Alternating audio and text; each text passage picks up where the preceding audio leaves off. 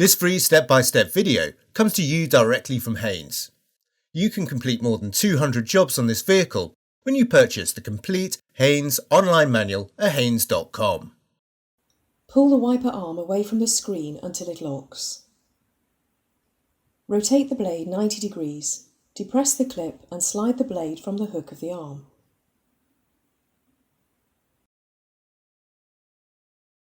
Slide the blade over the arm, then pull it firmly into the hook.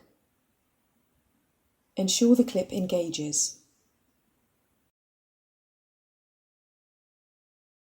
Gently lower the arm to the screen.